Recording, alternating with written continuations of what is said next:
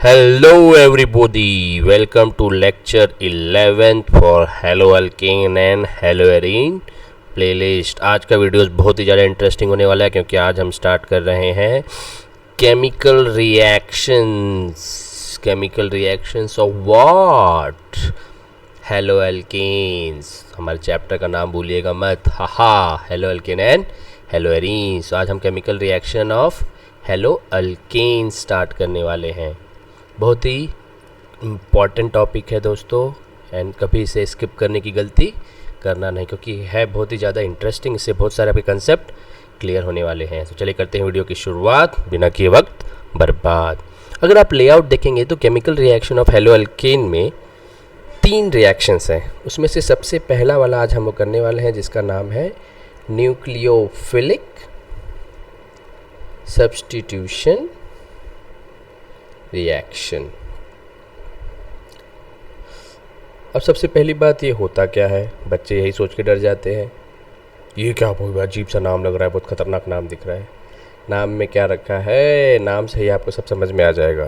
तो चलिए करते हैं शुरुआत। न्यूक्लियस मतलब न्यूक्लियो।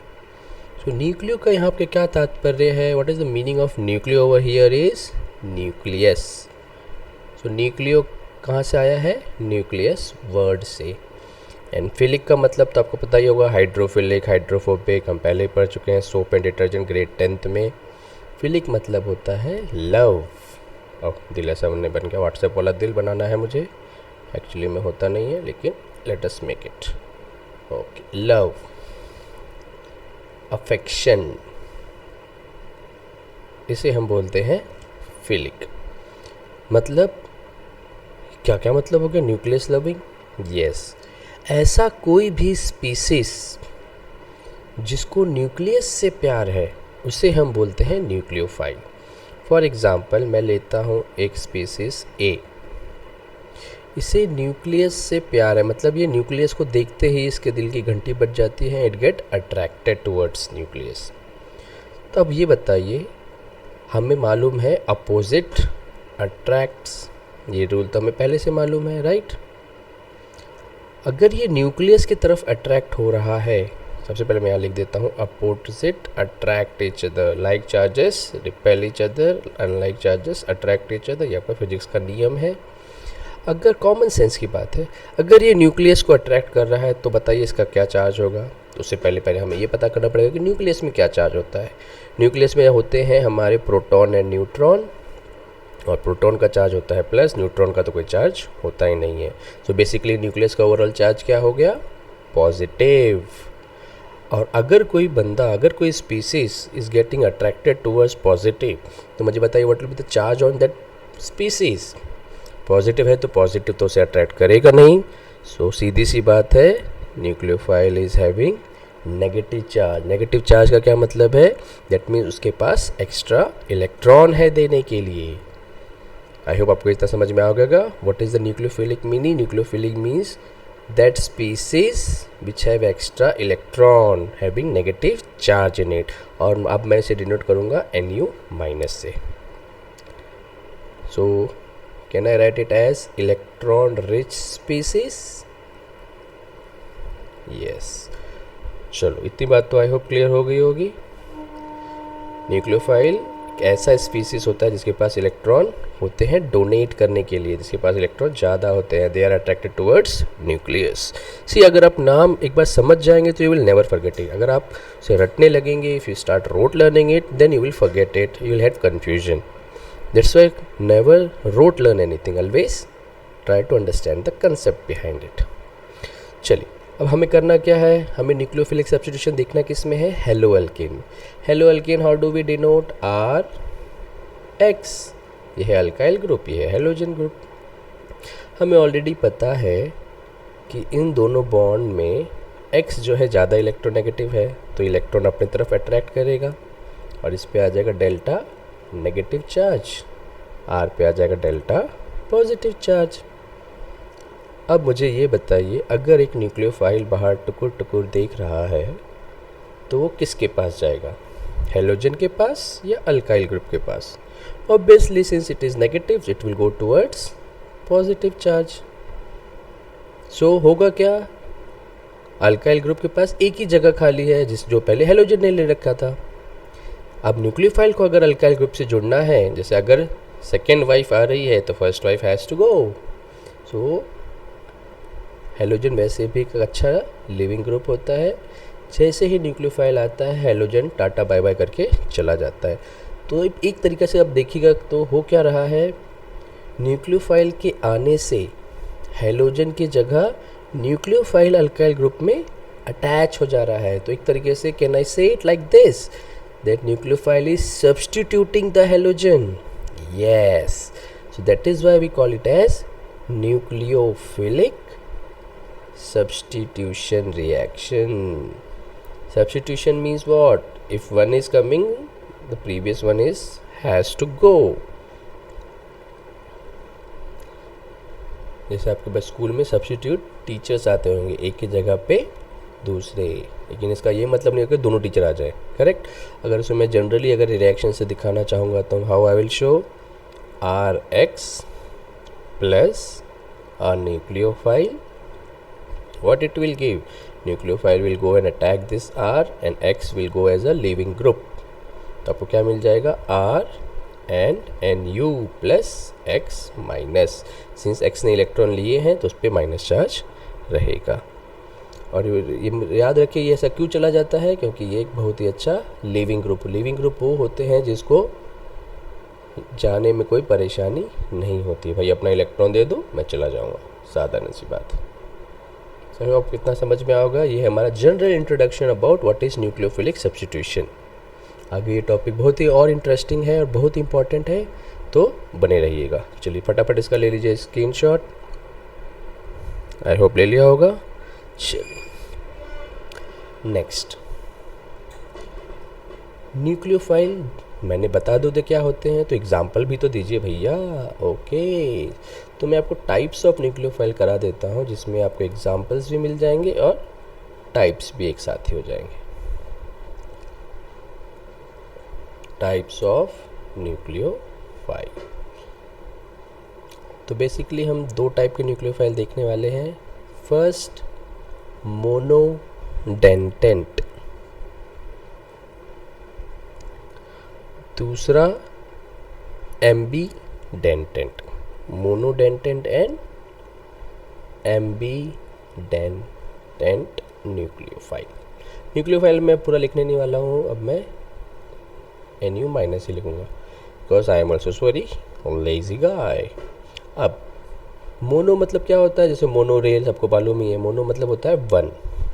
सो ऐसे न्यूक्लियोफाइल जिसके पास सिर्फ एक ही इलेक्ट्रॉन है देने के लिए, एक ही जगह से वो एक ही साइट है, एक ही एलिमेंट है जो इलेक्ट्रॉन देगा, उसे हम बोलते हैं मोनोडेंट। फॉर एग्जांपल OH माइनस में O देगा, OR माइनस में भी O देगा, I माइनस में I देगा, H माइनस में H देगा। सो ये एक ही एलिमेंट है जो एक ही जगह है, एक ही साइट है, only one site is available for giving the electron, because we know nucleophile है इलेक्ट्रॉन डोनर्स, सो एक ही साइट है जहाँ से इलेक्ट्रॉन दिया जा सकता है, तो we call them as monodentate nucleophile.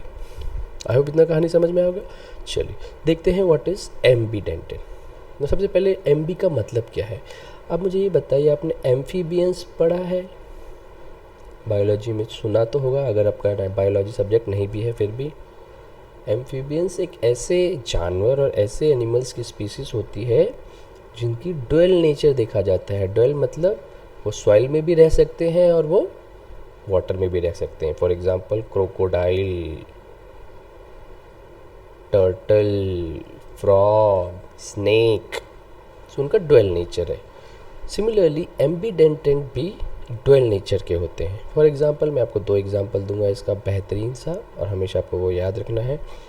Cn minus and NO2 minus, ये आपको दिख रहे होंगे। चलो इसमें भी तो एक ही माइनस है सर, क्या बात कर रहे हो आप, ये एम्बीडेंटेंट कैसे हुए? पहले आप इसका स्ट्रक्चर देखिए फिर बोलिएगा। Cn माइनस अगर मैं स्ट्रक्चर बनाऊं तो कार्बन और नाइट्रोजन के बीच होता है 3 बॉन्ड, करेक्ट है? करेक्ट है सर। अब मुझे ये बताइए नाइट्रोजन का एटॉमिक नंबर क्या है? 7। कॉन्फ़िगरेशन क्या होगा? 2,5। सिंस ये कोवलेंट बॉन्ड बना रहा है तो ये पांचों इलेक्ट्रॉन आपको दिखाने पड़ेंगे कहाँ कहाँ है। तो देखिए ये 5 इलेक्ट्रॉन में से 3 तो नाइट्रोजन ने बना लिए ये बॉन्ड बनाने में, करेक्ट। तो 2 बच गए, तो ये मैंने यहाँ बना दिए। तो जैसा कि आप जानते होंगे नाइट्रोजन भी ऑलवेज शो अ लोन पेयर। वो लोन पेयर कहाँ से आता है? यहाँ से। 5 इलेक्ट्रॉन थे वैलेंस शेल में, 3 इसने बॉन्ड बनाने में यूज़ कर लिए, 2 बचे हुए। अब कार्बन की बात कीजिए। Carbon what is the atomic number? Carbon का एटॉमिक नंबर है 6। Configuration 2,4। So this is the valence electron. So उस 4 इलेक्ट्रॉन में से मुझे बताइए कार्बन ने कितने यूज़ किए हैं? 1, 2, 3। कितने बच गए? 1। लेकिन कार्बन पे एक और इलेक्ट्रॉन देखा गया है और वो इलेक्ट्रॉन जो एक्स्ट्रा दिख रहा है उसी की वजह से वो माइनस आया है।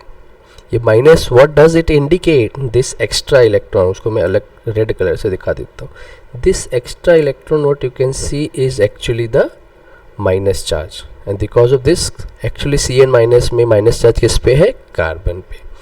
लेकिन अगर कंडीशंस अच्छी नहीं हो, कार्बन इलेक्ट्रॉन नहीं दे पा रहा है, सो नाइट्रोजन के पास भी तो पड़े हुए हैं। So nitrogen can also donate, carbon can also donate. That's why it is known as ambident. 2 site हैं available, that's why we call it as ambidentate nucleophile. It can give it from nitrogen also, it can give it from carbon also. I hope कहानी समझ में आ रही होगी। Okay, very good. चलो देखते हैं अब NO2 माइनस की कहानी क्या है।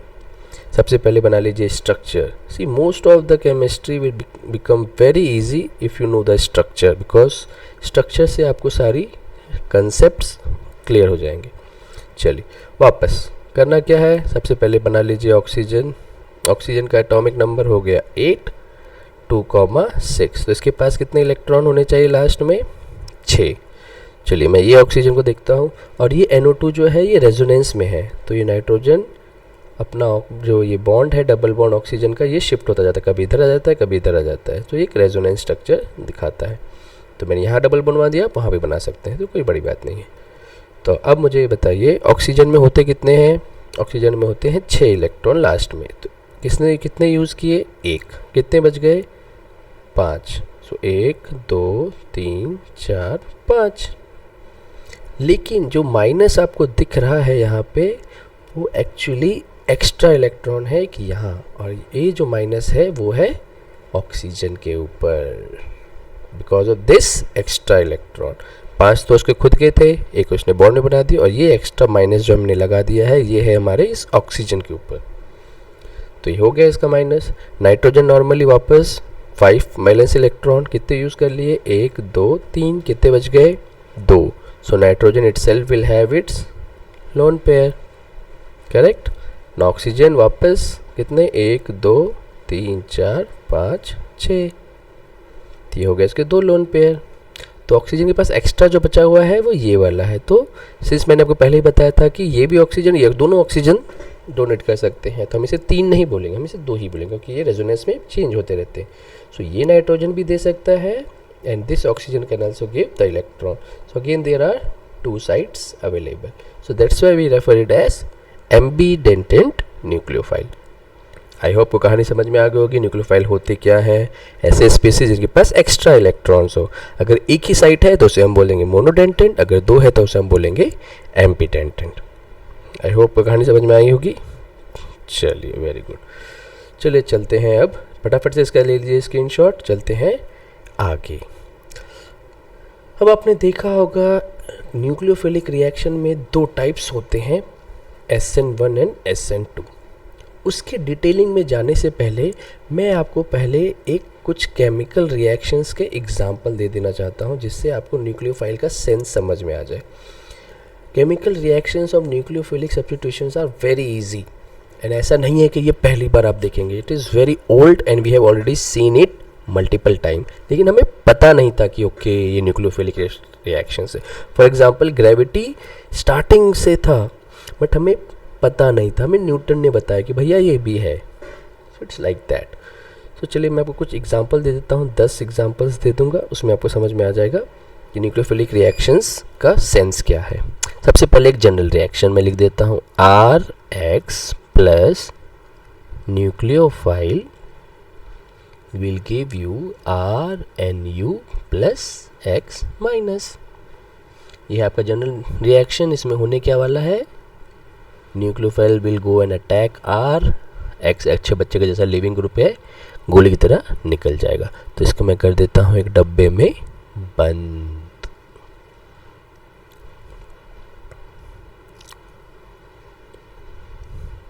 ओके, चलो अब ऐसे ही जनरल रिएक्शंस के यूज़ करके मैं अब सारी रिएक्शन लिखने वाला हूँ। अब देख लीजिए, ये है हमारा RX। एक और इम्पॉर्टेंट बात, मैंने जो आपको एग्जांपल दिए न्यूक्लियोफाइल के OH माइनस I माइनस, ये एक्चुअली कोई स्टेबल स्पीसीज़ है नहीं। आपको कोई भी बॉटल में ऐसा लिखा हुआ नहीं दिखाई देगा कि इस बॉटल के अंदर OH माइनस है या इस बॉटल के अंदर NO2 माइनस है। ये स्टेबल होते ही नहीं है, तो आप स्टोर ही नहीं कर सकते। ये जो आपको OH माइनस I माइनस है, ये आपको कंपाउंड की शेप में या कंपाउंड के फॉर्म में मिलेंगे। आपका जॉब है कि आपको पहचानना है कि इसमें से न्यूक्लियोफाइल कौन सा है। अगर आपको अभी समझ में नहीं आ रहा तो अभी 2 मिनट में समझ में आ जाएगा। फॉर एग्जांपल, मैं एक RX की रिएक्शन करा देता हूँ NaOH के साथ। अब इसमें तो कोई माइनस दिख नहीं रहा है। यस, दिखेगा भी नहीं क्योंकि कंपाउंड फॉर्म में छुपा हुआ है। It's like a treasure, you have to find it. And आप देख सकते हैं यहाँ पे NaOH में Na प्लस है, OH माइनस है, तो मिल गया हमारा nucleophile. Nucleophile is electron rich species. तो होगा क्या, who will go in attack, R will go in attack here and X will leave. So what you will get as a product, RNA plus ROH, माफ कीजिएगा, ROH plus NaX। हो गया आपका nucleophilic reaction, nucleophilic substitution. Yes, चलो करते हैं दूसरा reaction. अगर मैं इसी RX की रिएक्शन NaOCH3 के साथ करा देता हूँ, तो सर इसमें तो न्यूक्लियोफाइल दिख नहीं रहा है, लेकिन फाइंड करना है हमें। Na क्या है, मेटल, और ये OCH3 टोटल में आ जाएगा नेगेटिव। तो ये है आपका न्यूक्लियोफाइल। एक बार न्यूक्लियोफाइल मिल गया तो काम तो चुटकी बजाते ही हो जाएगा। तो क्या मिल जाएगा आपको यहाँ पे product, your product will be ROCH3 plus NaX। अब ये मुझे बताइए, कोई फंक्शनल ग्रुप दिख रहा है क्या, ये ROR, इसे क्या बोलते हैं, this is only your ether. Easter नहीं है। अगर किसी के दिमाग में आ रहा है कि ईस्टर है, then it is not a ester. RCOOR is ester. Student often get confused with it. Okay, चलो करते हैं तीसरे रिएक्शन की शुरुआत। धीरे धीरे रिएक्शन में मजा आने लगेगा, देखना आप। अगर मैं इसी की रिएक्शन करा देता हूँ H2O के साथ, अब बताइए इसमें न्यूक्लियोफाइल क्या है। वो सर ये तो डिफ़िकल्ट लग रहा है। कुछ डिफ़िकल्ट नहीं है। अगर मैं H2O को ऐसे लिखूं तो क्या आपको न्यूक्लियोफाइल दिख रहा है? यस, ये रहा हमारा न्यूक्लियोफाइल। क्योंकि वाटर टूटता कैसे है, H प्लस NOH माइनस में। तो ये बन गया आपका न्यूक्लियोफिलिक सब्स्टिट्यूशन रिएक्शन। ROH यानी अल्कोहल प्लस HX। देखिए कितना इंटरेस्टिंग होते जा रहा है। अभी नेक्स्ट फोर्थ, अगर मैं इसी की रिएक्शन करा देता हूँ RX प्लस NH3 अमोनिया के साथ, अमोनोलाइसिस। अब बताइए इसमें कहाँ है न्यूक्लियोफाइल। यस, हमारा टास्क ही यही है कि हमें न्यूक्लियोफाइल ढूंढना है। तो देखिए अगर मैं NH3 को ऐसे लिख दूँ NH ये है हमारा NH3। अब मुझे बताइए नाइट्रोजन और हाइड्रोजन में who is more electronegative, nitrogen. So nitrogen क्या करेगा, नाइट्रोजन हाइड्रोजन में कौन ज़्यादा स्ट्रॉन्ग है, नाइट्रोजन। अगर दोनों को इलेक्ट्रॉन खींचने होंगे नाइट्रोजन हाइड्रोजन को, who is able to pull it, nitrogen. तो नाइट्रोजन क्या करेगा, ये इलेक्ट्रॉन खींच लेगा आसानी से, यस इट कैन।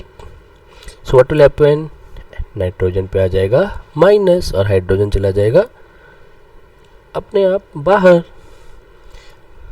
अच्छा, नाइट्रोजन अगर इलेक्ट्रॉन खींच लेता है तो what will happen, nitrogen will get the negative charge, right. तो होगा क्या, NH2, ये बन गया आपका न्यूक्लियोफाइल। ये जाके करेगा अटैक और ये H माइनस चला जाएगा, H प्लस चला जाएगा X के पास। तो ये हो गया आपका न्यूक्लियोफिलिक सब्स्टिट्यूशन रिएक्शन तैयार। आ रहा है समझ में। Our job is just to identify the nucleophile RNH2 plus HX। अब बताइए RNH2 का what is the full form, which functional group it is. This is our चमचमाता हुआ अमाइन। ओके, चलिए अब धीरे धीरे मजा आने लगेगा। We are gonna do more interesting questions. चलिए अभी देखिए ध्यान से, आगे की रिएक्शन बहुत ही इंपॉर्टेंट है। अब मैं इसी अल्काइल हैलाइड की रिएक्शन करा दूं KCN के साथ। अब आपको मैंने पहले ही बताया था KCN में CN क्या है, एक एम्बिडेंटेड न्यूक्लियोफाइल है। अब ये हमारा डाउट होगा कि एम्बिडेंटेड है तो यहाँ पे who is gonna give the electron, carbon और नाइट्रोजन। तो आपको पता कैसे चलेगा, यस अब देखिए K क्या है, K इज़ अ मेटल, और मेटल्स के बीच में कौन सी बॉन्ड रहती है, ionic bond. So when ionic bond is there, that time you will get a product RCN, that means carbon has given the electron। Ambidentate में इसमें कौन देने वाला है, जब आयोनिक बॉन्ड है तो you will get RCN, this will be your product।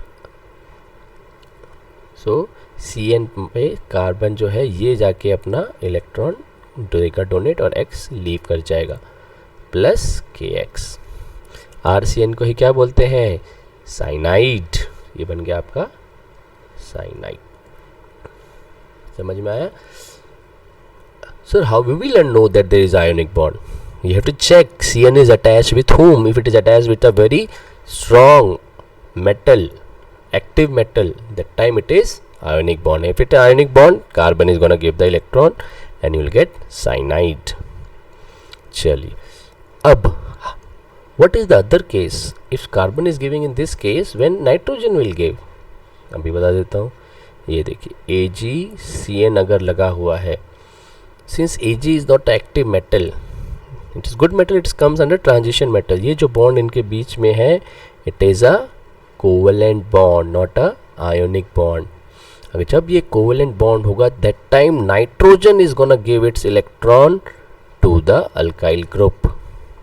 So that time you will not get cyanide, this time you will get it as RNC plus AgX। इसे हम क्या बोलते हैं, इसे बोलते हैं हम, what do we call it as, isocyanide. Very good, isocyanide. I hope आपको समझ में आएगा। इसके डायरेक्ट क्वेश्चन एग्जाम में पूछा जाएगा, direct. Just your task is to identify when is ionic, when is covalent, and accordingly your product will change. So it's a very important, I am putting it a star point. Okay, next हमारा दूसरा ambidentate nucleophile use करते हैं, RX plus KNO2। Now यहाँ पे कहानी cyanide से एकदम उल्टी है। अब आप बोलोगे sir positive carbon potassium is there, so the bond will be ionic. Yes, bond will be ionic.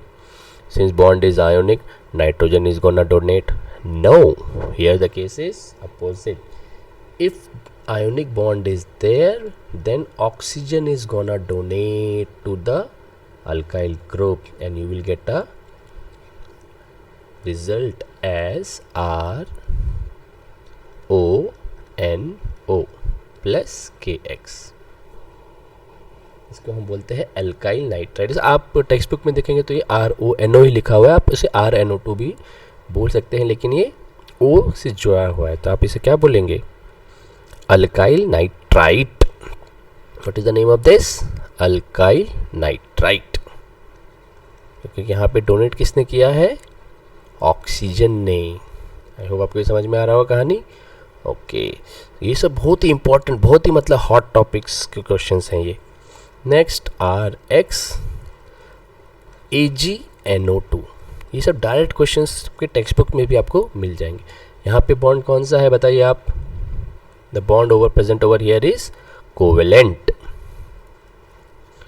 Covalent bond here, since oxygen is donated here, obviously we know that nitrogen is gonna donate here and X will come out, so you will get here RNO2 and NO2 group directly alkyl group से attached है, that means it is nitro compound, nitroalkane plus AgX। तो by product है, उसका कुछ importance नहीं है, फिर भी मैं लिख देता हूँ। ये भी आपका एक हो गया हॉट क्वेश्चंस। तो आई होप आपको ये समझ में आ रहा होगा। Yes, it is very important. चलिए 9th वन, अगर आप इसकी रिएक्शन करा देते हैं एक very good best reducing agent के साथ, तो यहाँ पे हमारा कौन है, हमें पहचानना क्या है, nucleophile.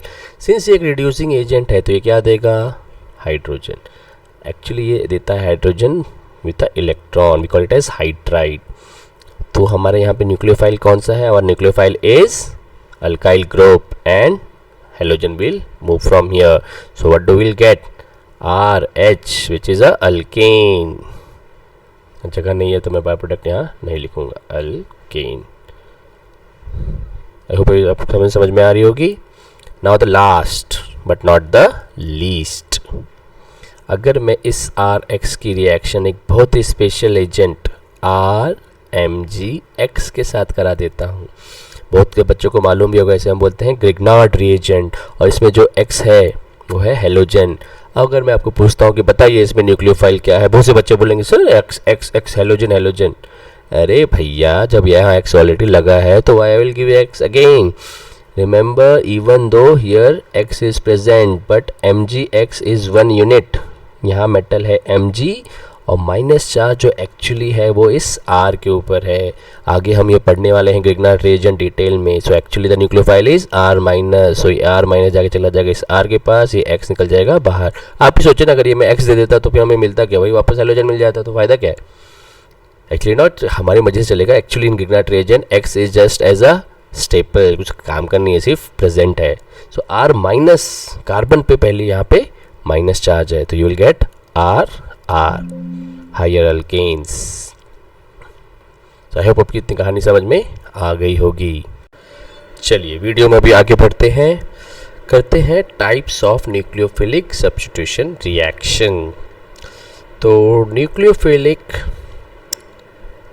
Types of nucleophilic substitution reaction, ये बहुत ही फेमस है। आई होप आप लोग को ये पता ही होगा। न्यूक्लियोफिलिक सब्स्टिट्यूशन रिएक्शन जो है ये 2 प्रकार की होती है। इससे पहले मैं आपको बताऊं ये कौन कौन से प्रकार की होती है, मैं आपको एक और चीज़ बताना चाहता हूं। नॉर्मली स्टूडेंट्स को लगता है कि अरे ऑर्गेनिक रिएक्शंस में कितनी सारी रिएक्शन है, कैसे याद रखेंगे, कैसे नहीं रखेंगे, लेकिन गलत। ऑर्गेनिक रिएक्शन में बच्चों टोटल सिर्फ 5 प्रकार या 4 प्रकार की रिएक्शंस होती हैं, और बाकी के सारे रिएक्शंस इन्हीं 5 के में से एक के अंदर आते हैं। उसमें से एक रिएक्शन है हमारा न्यूक्लियोफिलिक सब्स्टिट्यूशन, दूसरा होता है इलेक्ट्रोफिलिक सब्स्टिट्यूशन।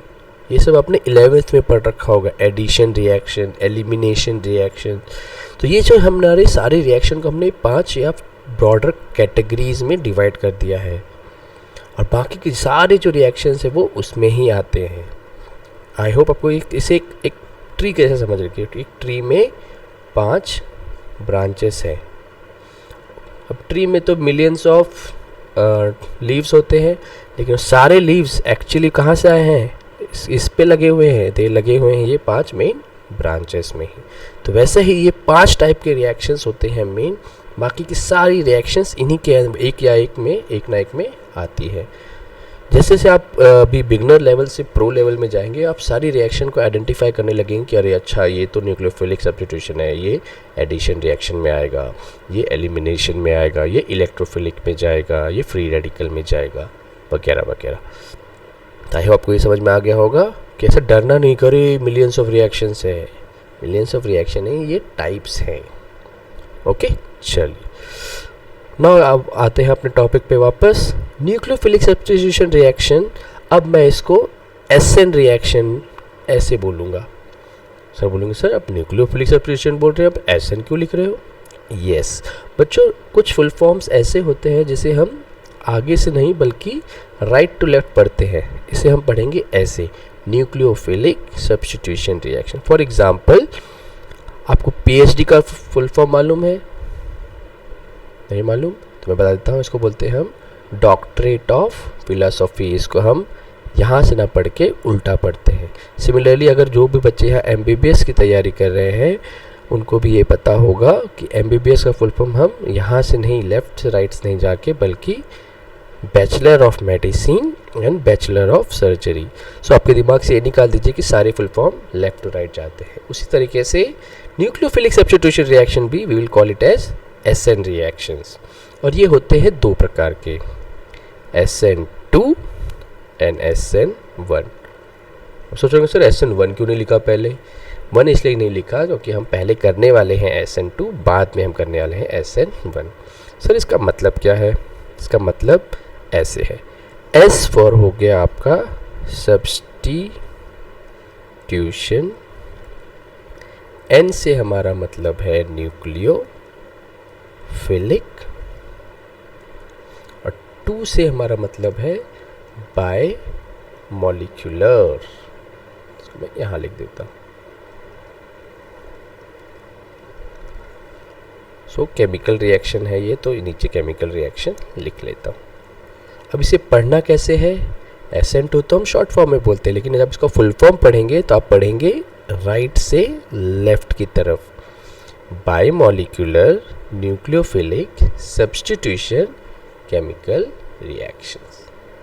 केमिकल रिएक्शन नहीं भी बोला तो भी चलेगा। आपको ये समझ में आ रहा होगा।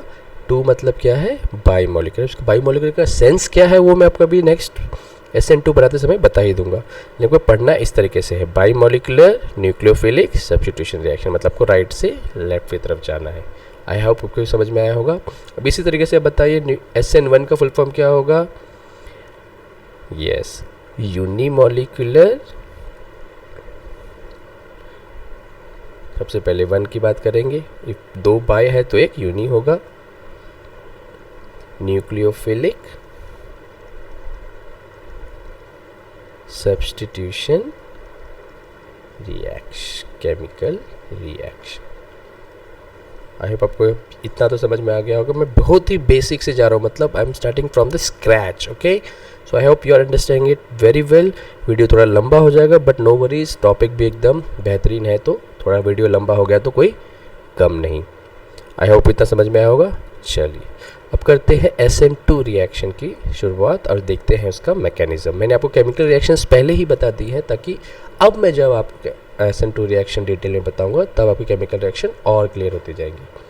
चलिए तो करते हैं SN2 रिएक्शन की शुरुआत। नाम तो पहले ही बता चुका है तो मैं ऑलरेडी एक बार लिख देता हूँ, by molecular nucleophilic substitution reaction. Chemical reaction या रिएक्शन एक ही बात है। अब ये है क्या, क्या नहीं है, इसके मैकेनिज्म को जानने से पहले आपको ये जानना पड़ेगा कि इसमें जो अगर सबस्ट्रेट मतलब जो जिस चीज़ से हम इसकी रिएक्शन करा रहे हैं, जो हमारा अल्काइल हैलाइड है, नॉर्मली तो वो न्यूक्लियोफिलिक सब्स्टिट्यूशन रिएक्शन देगा, मगर अगर सबस्ट्रेट ऑप्टिकली एक्टिव है, ना सर ये क्या नया वर्ड लेके आ गए आप?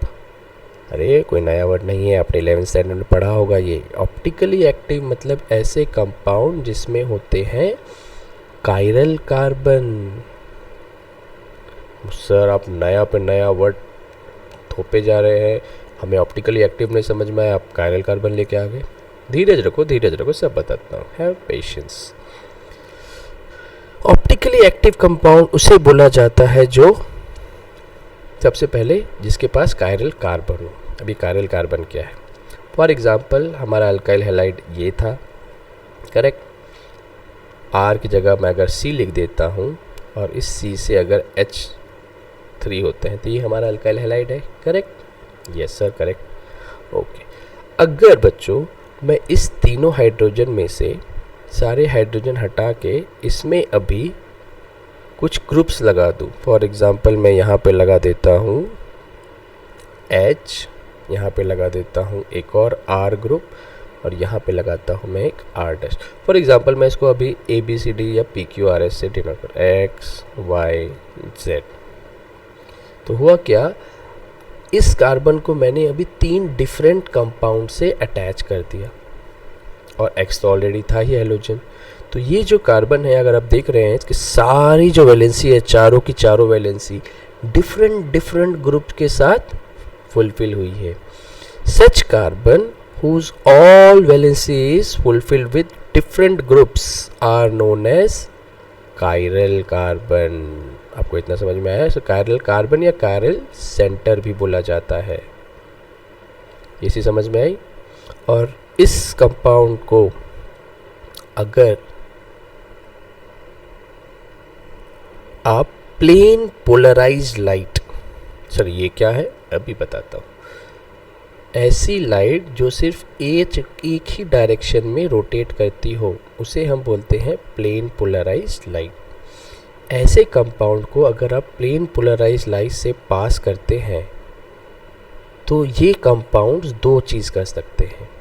या तो इस प्लेन पोलराइज्ड लाइट को शॉर्ट फॉर्म में आप लिखते हैं PPL, प्लेन पोलराइज्ड लाइट। मैं ऊपर लिख भी देता हूँ, जो पे अगर नोट्स बना रहे हैं तो मेरे साथ बना लीजिए, plane polarized light. If such compound is passed through a plane polarized light, it will either rotate the plane polarized light to clockwise direction, tick tick tick ऐसा, और एंटी क्लॉकवाइज डायरेक्शन। या तो इसे क्लॉकवाइज रोटेट कर देगा या फिर anti clockwise. Clockwise हो गया आपका इस तरीके से, एंटी क्लॉकवाइज हो गया आपका इस तरीके से। सो ऐसे सारे कंपाउंड जो प्लेन पोलराइज्ड, अब चिंता मत कीजिए व्हाट इज़ प्लेन पोलराइज्ड, मैं बता ही रहा हूँ, बस अब ये बात समझ लीजिए, उसके बाद मैं बता देता हूँ what is plane polarized light. ऐसे कंपाउंड जो प्लेन पोलराइज्ड लाइट को या तो क्लॉकवाइज या तो एंटी क्लॉकवाइज रोटेट करने की क्षमता रखते हैं, उससे हम कहते हैं ऑप्टिकली एक्टिव कंपाउंड। आई होप इतना समझ में आ गया होगा आपको। समझना ही चाहिए, इतना अच्छा समझ में नहीं आ रहा तो फिर बात ही क्या है। So such compound which have the capability to rotate plane polarized light either clockwise or anti-clockwise direction, we call it as optically active compound। और हम जो अभी मैकेनिज्म देखने वाले हैं SN2 में, ऐसे ही एक कार्बन का देखने वाले हैं। आई होप आपको इतना समझ में आ गया होगा। अगर सबस्ट्रेट ऑप्टिकली एक्टिव है तो SN2 रिएक्शन कैसे होती है, एकदम बेहतरीन होती है, वही हम देखने वाले हैं। चलिए अब बताता हूँ मैं प्लेन पोलराइज्ड होता क्या है। फॉर एग्जाम्पल आपका जो रूम है 4x4, 8x8 का what ever room you have, उसमें हर डायरेक्शन में लाइट लगी रहती है क्या? नहीं। The light what you have is either in one of the wall और on the top of the wall, correct. लेकिन जब वो लाइट आप ऑन करते हैं तो बताइए कि लाइट सिर्फ थोड़े से ही लिमिटेड प्लेस में अपनी लाइट देती है, और otherwise it gives the light to all the part of the room. Question क्या बोला मैंने? अगर लाइट सेंटर में लगी हुई है तो विल इट गिव लाइट और will it illuminate the full room और will it illuminate the only the specific area in front of it? आप सभी को पता है लाइट जब बल्ब ऑन करते हैं तो पूरा रूम इल्यूमिनेट हो जाता है। That means if there is a bulb हम ऐसे डिनोट करते हैं फिजिक्स में, तो वो सारे डायरेक्शंस में अपनी लाइट्स देती है, राइट। जो एक लाइट का नॉर्मल फंक्शन ही है, correct. It illuminates all the part. Now किसी तरीके से अगर मैं इस लाइट को, अभी क्या है सारे डायरेक्शन में जा रही है, एक ही डायरेक्शन में भेज दूँ, ऐसे ही ऐसे एक ही डायरेक्शन, तो उस लाइट को हम बोलते हैं plane polarized light. For example हमारा जो लेज़र होता है, लेज़र लाइट आपको मालूम है, लेज़र लाइट, लेज़र शो, वो एक मोनोक्रोमेटिक लाइट होता है, वो एक पीपीएल है। वो क्या हो, एक ही डायरेक्शन में मूव करता है, इसलिए वो दूर तक जाती है। और ये काम करता कौन है, अपने अगर 11th स्टैंडर्ड में थोड़ा बहुत आपको ध्यान होगा, ये काम करता है निकोल प्रिज्म। अगर आप ऑर्डिनरी लाइट को निकोल प्रिज्म से पास करेंगे तो उसे कन्वर्ट कर देता है प्लेन पोलराइज लाइट को। और ऐसा कोई कंपाउंड जो प्लेन पोलराइज लाइट को घुमा दे क्लॉकवाइज या एंटी क्लॉकवाइज, उसे हम बोलते हैं ऑप्टिकली एक्टिव कंपाउंड। आई होप आपको कहानी इतनी समझ में आ गई होगी। फटाफट ले लीजिए इसका स्क्रीनशॉट, चलते हैं मैकेनिज्म के तरफ। ओके, चलो ले लेते हैं कार्बन, कायरल कार्बन। ये है आपका कार्बन, ये है आपका हेलोजन। अब आपको पता है एक जो कार्बन होता है अल्केन, उसका शेप क्या होता है, टेट्राहेड्रल, करेक्ट। इस टेट्राहेड्रल का शेप अगर हमें डायग्राम में दिखाना है 2D में, तो आपको पता होगा हमने 11th स्टैंडर्ड में पढ़ा है सॉलिड वेज डायग्राम, राइट। तो मैं यहाँ दिखा देता हूँ PU, और जो प्लेन के बाहर है उसे दिखाते हैं हम इस वेज से, solid wedge and dash wedge. ये हो गया आपका Y, और एक जो है प्लेन के उस तरफ back side of the plane, उसमें दिखा देता हूँ Z से, करेक्ट। काम कीजिए ना, एक्स वाई जेड हटाइए, अभी गोली मारिए, इसको H ले लीजिए, इसको कोई R ले लीजिए, इसको R डैश, ये दोनों सेम नहीं होने चाहिए। तो टेट्राहेड्रल शेप ऐसा है। ये ऐसा क्यों है, क्योंकि X जो है ये एक क्या है, इलेक्ट्रोनेगेटिव ग्रुप है, बड़ा ग्रुप है, इसको चाहिए जगह। तो ये सारे जो कार्बन हैं ये एक साइड में हो जाएंगे, जैसे कोई वीआईपी आता है तो सब बाजू में हो जाते हैं ना, वैसे ही। तो ये हो गया हमारा टेट्राहेड्रल रिप्रेजेंटेशन। अगर आप इस डायग्राम को ध्यान से देखेंगे तो ये आपको एक छाते के जैसा दिख रहा होगा, और ये हेलोजन ऐसा आपको दिख रहा है, ऐसा थोड़ा सा इमेजिन कीजिए, आपको छाते के जैसा, अम्ब्रेला के जैसा दिख रहा होगा। नहीं दिख रहा तो थोड़ा आप टिल्ट होके देखिए, करेक्ट, यस। चलो अब करना क्या है, इसकी रिएक्शन करानी है हमें एक न्यूक्लियोफाइल के साथ। न्यूक्लियोफाइल को मैं ऐसे दिखा देता हूँ। अब मुझे ये बताइए न्यूक्लियोफाइल करेगा क्या। देखिए हमें ये मालूम है CX बॉन्ड में डेल्टा X जो है डेल्टा नेगेटिव है और कार्बन डेल्टा पॉजिटिव है। न्यूक्लियोफाइल को जाना है कार्बन के पास। देख दो तरीके से आ सकता है, या तो ये ऐसा जाए डायरेक्ट अटैक करे, या तो ये ऐसा घूम के जाके ये कार्बन के पास चले जाए, क्योंकि जाना तो इसे कार्बन के पास है, करेक्ट। यहाँ से अब सर बोलेंगे सर यहाँ से क्यों नहीं जा सकता, यहाँ से भी जा सकता है, ये भी सेम ही हो गया, डायरेक्ट जाने को बोलेंगे उसे। लेकिन होगा क्या, पहले यहाँ से जाने पे आप देखेंगे तो न्यूक्लियोफाइल के पास चार्ज कौन सा है, नेगेटिव। X के पास चार्ज कौन सा है, negative. And we know negative negative repel each other. तो ये जो सामने से जाने को हम बोलते हैं फ्रंट अटैक। तो होगा क्या, ये न्यूक्लियोफाइल यहाँ से जाना तो चाहता है, डिस्टेंस छोटी है, लेकिन ये जो हेलोजन है यहाँ पे इसे रिपेल करेगा। So nucleophile what he will do, he will prefer to go from back. For example nucleophile एक चोर है, इसे जाके बैंक लूटना है, ताकि फ्रंट गेट से जाएगा तो क्या मिलेंगे सिक्योरिटी गार्ड्स, तो इसलिए इसे जाना है बैक डोर से, ताकि कोई ना मिले, करेक्ट, यस। चलिए अब देखते हैं आगे की कहानी। आगे क्या होगा, ये रिएक्शन को आपको अच्छे से करने के लिए, मतलब ये रिएक्शन ईजिली प्रोसीड हो जाए, तो आपको एक सॉल्वेंट यूज़ करना पड़ेगा। उस सॉल्वेंट का नाम है एसीटोन, और उसमें कुछ खासियत होनी चाहिए। एसीटोन क्या होता है, एसीटोन होता है CH3C double bond O CH3। इस सॉल्वेंट की खासियत क्या है, इस सॉल्वेंट की खासियत ये है कि ये पोलर तो है, पोलर मतलब कार्बन यहाँ पे है डेल्टा पॉजिटिव, ऑक्सीजन है डेल्टा नेगेटिव, बट इसके पास कोई भी प्रोटॉन नहीं है देने के लिए। ये जो हाइड्रोजन है ये इस कार्बन से अटैच है जो पोलर नहीं है, और ये इलेक्ट्रोनेगेटिविटी इनकी सेम है। सो इवन तो ये टोटल ओवरऑल कंपाउंड पोलर है, लेकिन ये हाइड्रोजन दे नहीं सकता है, तो इसे बोलते हैं पोलर अप्रोटिक सॉल्वेंट। SN2 के लिए हमें ये सॉल्वेंट की ज़रूरत पड़ती है। ये खासियत है एसीटोन की। एसीटोन का अदर नाम क्या हो गया? प्रोपेनॉन। चलो इतना समझ में आ गया। अब देखिए अभी हो क्या गया, इसको मैं बनाता हूँ एक इंटरमीडिएट स्टेप। अभी हम पूरा रिएक्शन बॉन्ड तोड़ेंगे नहीं, ठीक है। न्यूक्लियोफाइल जैसे आएगा हमें मालूम है X क्या है, एक अच्छा लिविंग ग्रुप है, यहाँ से निकल जाएगा। लेकिन मैं आपको एक ट्रांजिशन स्टेट दिखाता हूँ। ट्रांजिशन स्टेट होगा क्या, जो ये अम्ब्रेला हमारा पहले सारे कंपाउंड्स इस साइड थे, न्यूक्लियोफाइल के आने से अभी ने न्यूक्लियोफाइल को भी जगह देनी है, X को भी जगह देनी है, तो ये ना इस साइड झुकेंगे ना लेफ्ट राइट साइड झुकेंगे, ये हो जाएंगे स्ट्रेट। ये रहा कार्बन, ये रहा हाइड्रोजन, ये रहा हमारा R ग्रुप,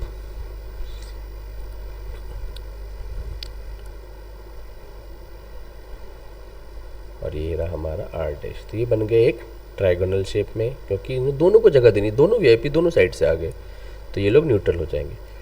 तो अभी देखिए जो X है वो टूटने वाला है, और न्यूक्लियोफाइल जो है ये जुड़ने वाला है। तो ये है एक ट्रांजिशन स्टेट, करेक्ट। कोई भी रिएक्शन में, रिएक्शन कब होती है? जब दो चीज़ें होती हैं, बॉन्ड फॉर्मेशन, बॉन्ड ब्रेकिंग। जब एक बॉन्ड टूटेगा तभी तो दूसरा बॉन्ड फॉर्म होगा, ये उसका एक ट्रांजिशन स्टेट है, करेक्ट।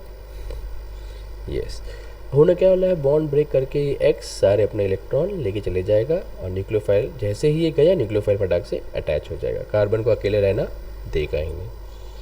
इसके बाद होगा क्या, X जो है अब यहाँ से निकलेगा और न्यूक्लियोफाइल इस साइड अटैच हो गया। आप मुझे ये बताइए, जब हमारा हेलोजन राइट साइड में था तो ये R डैश ने क्या दिया, उनको जगह देने के लिए वो उस साइड चले गए थे। अब X तो नहीं रहा, अब न्यूक्लियोफाइल है, लेकिन न्यूक्लियोफाइल किस साइड है? लेफ्ट साइड है। तो ये R डैश क्या करेंगे, ये R डैश अब इसको जगह देने के लिए अपोजिट साइड झुक जाएंगे। और गेटिंग माय पॉइंट, जब दोनों थे तो वो लोग ने न्यूट्रल हो गए थे, लेकिन नाउ न्यूक्लियोफाइल आ गया है आपका लेफ्ट साइड में। अब -4 हटा देता हूँ, कार्बन आ गया है आपका इस साइड। अब क्या करेंगे ये हाइड्रोजन, यहाँ देखिए बहुत ही साधारण सी बात है, लेकिन बहुत ही बड़ा लॉजिक है यहाँ पे। सिंस अभी X चला गया है तो ये लोग फैल जाएंगे। ये हो गया आपका सॉलिड वेज R, और ये हो गया आपका R डैश। तो ये है आपका प्रोडक्ट। डिफरेंस क्या है, अब ये छाता उल्टा हो चुका है। अब आपसे देखेंगे तो ये छाता ऐसा दिख रहा होगा आपको। पहले उसका अम्ब्रेला का जो मेन अम्ब्रेला पार्ट है, क्लोथ पार्ट, वो लेफ़्ट साइड में था, अब वो हो गया है राइट साइड में। और ये कब होगा, जब आपका प्रोडक्ट कायरल हो या ऑप्टिकली एक्टिव हो, मतलब उसमें कायरल कार्बन हो, मतलब सारे कार्बन अलग अलग हो। इस प्रोडक्ट को हम बोलते हैं वॉल्डर इन्वर्जन प्रोडक्ट, क्योंकि ये इन्वर्ट हो गया है, उल्टा हो गया है। ये चीज़ हर कार्बन के साथ, हर हेलो एल्किन के साथ नहीं होगी। किस हेलो एल्किन के साथ होगी? जिसके पास कायरल कार्बन है। अब आप होप आपको ये कहानी समझ में आ गई होगी। फटाफट ले लीजिए इसका स्क्रीनशॉट, चलते हैं आगे और कुछ इंपॉर्टेंट पॉइंट्स इसके बारे में लिख लेते हैं। फट ले लीजिए स्क्रीनशॉट। ओके, आई होप आपने ले लिया होगा। ओके, तो कुछ लिख लेते हैं हम MTY पॉइंट्स। MTY पॉइंट्स का क्या मतलब है? मुझे तो याद कर लो, याद नहीं करोगे तो फिर पछताओगे बाबा। चलिए, सबसे पहले पॉइंट नंबर 1। मुझे ये बताइए सबसे पहले कि इस जो रिएक्शन में कितने स्टेप लगे, 1 स्टेप, 2 स्टेप, 3 स्टेप। यस, वापस देखिए रिएक्शन देखने, तो ये एक्सट्रैक्शन में ये तो ट्रांजिशन स्टेट है, इसका हम स्टेप नहीं बोलेंगे, ये डायरेक्ट हो गया, तो इसलिए ये हो गया सिंगल स्टेप रिएक्शन। करेक्ट है, करेक्ट है। सेकेंड पॉइंट, कौन सा सॉल्वेंट यूज किया, पोलर अप्रोटिक सॉल्वेंट। कौन सा था वो था हमारा एसीटोन, जो पोलर तो है लेकिन उसके पास कोई भी H+ नहीं है देने के लिए। तीसरा पॉइंट, अब मुझे ये बताइए इसमें प्रोडक्ट कैसा बनता है। अगर आपका substrate is optically active, if your substrate is optically active, then inversion compound मतलब उल्टा छाता उल्टा हो जाएगा, प्रोडक्ट इज फॉर्म्ड। कब होगा, आपको 2 पॉइंट याद रखना है इसमें की पॉइंट। अगर सबस्ट्रेट ऑप्टिकली एक्टिव हो, मतलब उसके पास सारे एक कायरल कार्बन हो, मतलब सारे कंपाउंड अलग अलग ग्रुप्स अटैच हो। नेक्स्ट, फोर्थ पॉइंट, अब धीरे धीरे देखिए पॉइंट थोड़ा इंटरेस्टिंग होने वाला है। इसको हम SN2 क्यों बोलते हैं तो मैंने बताया नहीं। बाइमोलिकुलर का मतलब क्या है, देखिए ये रिएक्शन प्रोसीड करने के लिए मुझे बताइए सिर्फ हेलो अल्केन इंपॉर्टेंट है या न्यूक्लियोफाइल इंपॉर्टेंट है। हेलो अल्केन भी इक्वली इंपॉर्टेंट है, अगर न्यूक्लियोफाइल हिलता नहीं तो हेलो अल्केन को चेंज नहीं होता। सबस्ट्रेट भी इंपॉर्टेंट है और रिएक्टेंट भी इंपॉर्टेंट है, ये दोनों प्रोडक्ट इक्वली इंपॉर्टेंट है ये रिएक्शन को आगे ले जाने के लिए। कभी कभी क्या होता है, पहले स्टेप में या रिएक्शन के लिए पहला ही ज़्यादा इंपॉर्टेंट हो, दूसरा वाला उतना इंपॉर्टेंट होता नहीं, लेकिन यहाँ पे क्या है, दोनों के दोनों इंपॉर्टेंट है। अगर ये रिएक्शन स्पीड से ले जानी है तो इन दोनों पे डिपेंड करेगा कि ये दोनों कैसे हैं। तो इसलिए इस रिएक्शन को हम बोलते हैं बाइमोलिकुलर SN2, बिकॉज दैट 2 का सेंस क्या है, 2 का सेंस है कि हमें दोनों के दोनों मॉलिक्यूल चाहिए इस रिएक्शन को आगे बढ़ाने के लिए। इसको मैं अगर इक्वेशन के फॉर्म में लिखूं, rate is equal to K, it is depending on halo alkane also, it is depending on nucleophile also. Rate मतलब क्या हो गया, स्पीड। तो ये स्पीड ऑफ द रिएक्शन किस पे डिपेंड करेगा, ये डिपेंड करेगा आपके Rx पे, कुछ नहीं मतलब पावर 1, कुछ नहीं मतलब पावर 1। एंड वी नो जो मल्टीप्लिकेशन में तो पावर क्या हो जाते हैं, ऐड। तो अगर मैं इसका ऑर्डर ऑफ द रिएक्शन पूछूं तो ऑर्डर ऑफ द रिएक्शन क्या है, 1 + 1 विच इज़ 2। तो ये है वो 2 जो हम SN2 में यूज़ करते हैं। इसका सेंस क्या है, that means both are important, equally important.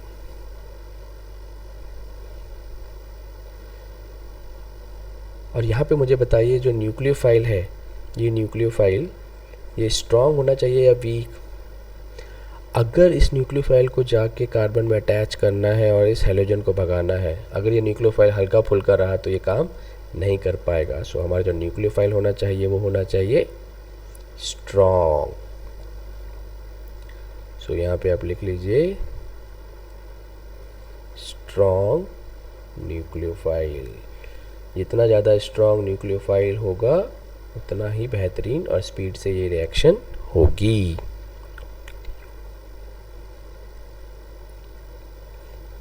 Next, धीरे धीरे आप देखिए इंपॉर्टेंट पॉइंट्स आ रहे हैं। 6th पॉइंट में थोड़ा ध्यान दीजिएगा, स्टेरिक हिंड्रेंस। ये डिसाइड करना है हमें कि ये क्या करेगा कंपाउंड में, ये रिएक्शन हमें आगे ले जाने में मदद करेगा या रोकेगा। उससे पहले हमें ये पता होना चाहिए कि स्टेरिक हिंड्रेंस होता क्या है। देखिए स्टेरिक हिंड्रेंस का सीधा सीधा मतलब है क्राउडीनेस। क्या मतलब है, क्राउड, भीड़ भाड़ कितनी है। अब मुझे ये बताइए, एक कार्बन है हमारा, ये था हमारा X, ये है हमारा A B C, या आप इसको R ही मान लीजिए ना, R पीछे से अटैक होने वाला है, राइट। और ये हमारा न्यूक्लियोफाइल आ रहा है। हमें मालूम है आगे से तो जा नहीं सकेगा, क्योंकि आगे से ये x माइनस रिपेल करने वाला है, इसको जाना तो पीछे के दरवाजे से ही है। अगर ये R ग्रुप आपके बहुत बड़े बड़े हैं, मतलब C3H2 C3 C3H2 CH2 CH3 butyl group है, पेंटाइल ग्रुप है, या कुछ भी है, तो ये न्यूक्लियोफाइल को आसानी से जाने देगा क्या? नहीं, क्योंकि ये तो ट्रैफिक जाम कर देगा ना। न्यूक्लियोफाइल को वैसे ही दिक्कत है भाई, बाहर पीछे से जाना है, बैक अटैक करना है, ऊपर से आप ये R ग्रुप बड़ा बड़ा लेके आ गए, तो what will happen? Steric hindrance will increase. तो ये रिएक्शन जल्दी प्रोसीड होगी नहीं, क्योंकि न्यूक्लियोफाइल को जगह ही नहीं मिल रही। जगह नहीं मिल रही तो बॉन्ड बनाएगा कैसे? बॉन्ड बनाएगा तो बॉन्ड टूटेगा कैसे? तो आप मुझे बताइए, ये जो स्टेरिक हिंड्रेंस है उस किस पे, रेट पे डायरेक्टली डिपेंड करेगा या indirectly? Yes. So speed of reaction which is rate also sometime called as is inversely proportional to steric hindrance। छोटे छोटे ग्रुप अटैच हो, जैसे हाइड्रोजन हाइड्रोजन हाइड्रोजन, तो ये रिएक्शन गोली की तरह हो जाएगी। आप बोलोगे सर हाइड्रोजन हाइड्रोजन होगा तो फिर इन्वर्स प्रोजेक्ट नहीं बनेगा। अरे भैया, अगर ऑप्टिकली एक्टिव कंपाउंड है तो एक चीज़ होगी, सिर्फ इन्वर्जन प्रोजेक्ट होगा। ये तो नहीं होगा कि न्यूक्लियोफिलिक सब्स्टिट्यूशन होगा ही नहीं। न्यूक्लियोफिलिक सब्स्टिट्यूशन रिएक्शन तो तब भी होने वाला है। तो फॉर एग्जांपल 0 डिग्री जो कार्बन है, जैसे CHHX, ये जो रिएक्शन है 0 डिग्री कार्बन का, ये सबसे ज़्यादा फास्ट होने वाली है एज कंपेरिजन टू CHHCX। ये हो गया आपका 1 डिग्री। उसी तरीके से 2 डिग्री और 3 डिग्री। सो अगर पूछा rate of reaction with respect to steric hindrance और degree of carbon in halo alkane, तो 0 डिग्री की रिएक्शन सबसे फास्ट, फिर 1 डिग्री, फिर 2 डिग्री, फिर 3 डिग्री। रीज़न मैंने आपको पहले ही बता दिया है, ये है ड्यू टू स्टेरिक हिंड्रेंस। बहुत ही ज़्यादा इंपॉर्टेंट पॉइंट है, इसको नोट पक्का कर लीजिएगा। आगे आप खुद लिख लीजिए, C में अगर एक और C अटैच है, 2CXH, ये हो गया आपका 2 डिग्री, और इसमें एक C में अगर 3 C अटैच है तो ये हो जाएगा आपका 3 डिग्री। करेक्ट। अब आते हैं लास्ट पॉइंट पे, लीविंग ग्रुप के हिसाब से। न्यूक्लियोफाइल भी तो देखें, लीविंग ग्रुप जो है हमारा न्यूक्लियोफाइल। अब मुझे ये बताइए, आयोडीन जो अटैच है, फिर क्लोरीन, अब ब्रोमीन है ना, ब्रोमीन, फिर क्लोरीन, और फिर है हमारा फ्लोरीन। कौन ये रिएक्शन सबसे फास्टली देगा? सीधी सी बात है, ये अगर लीविंग ग्रुप फटाक से जो ज़्यादा जल्दी निकल जाएगा वो रिएक्शन फास्ट देगा। अगर ये न्यूक्लियोफाइल ही जाने में नाटक कर रहा है कि नहीं मैं अभी नहीं जाऊँगा, 10 मिनट बाद जाऊँगा, तो ये रिएक्शन इस होने में टाइम लगेगा। दैट मीन्स जो ये बॉन्ड जल्दी तोड़ दे, that will give the reaction fastest. अब मुझे बताइए, इन सब में सबसे ज़्यादा बॉन्ड जल्दी तोड़ेगा कौन? बॉन्ड लेंथ किस पे डिपेंड करती है कि साइज़ कैसा है। इन सब में सबसे बड़ा साइज़ किसका है? आयोडीन का। तो ये बॉन्ड सबसे ईजिली तोड़ देगा, क्योंकि हमें पहले ही दिख चुका है, जिस bond length, bigger the bond length fastest it will break it. Because लंबी पेंसिल आप इजीली तोड़ सकते हैं, छोटी पेंसिल आप इजीली तोड़ नहीं सकते, आप चाहिए तो ट्राई कर सकते हैं। तो ये रिएक्शन CI सबसे जल्दी देगा, फिर CBr, फिर Cl, फिर CF। एंड रीज़न क्या है? Atomic size. आई होप आपको ये कहानी सब समझ में आ गई होगी। तो ये था हमारा SN2 रिएक्शंस। ले लीजिए फटाफट स्क्रीनशॉट। तो चलिए आज हम करते हैं ये वीडियो ख़त्म। आई नो वीडियो लंबा हो चुका है, बट कॉन्सेप्ट भी बहुत important and I have taught you from the scratch. एक बार आपने ये समझ लिया तो आपकी कहानी बहुत ही ज़्यादा सिंपल होने वाली है। एंड नेक्स्ट वीडियो में हम करेंगे SN1, वो तो जल्दी जल्दी हो जाएगा। फिर उसके बाद हम SN1 SN2 को एक डिफरेंशिएट टेबल भी बनाएंगे, जिससे हमें कंसेप्ट और क्लियर हो जाए। So thank you and wait for my next video.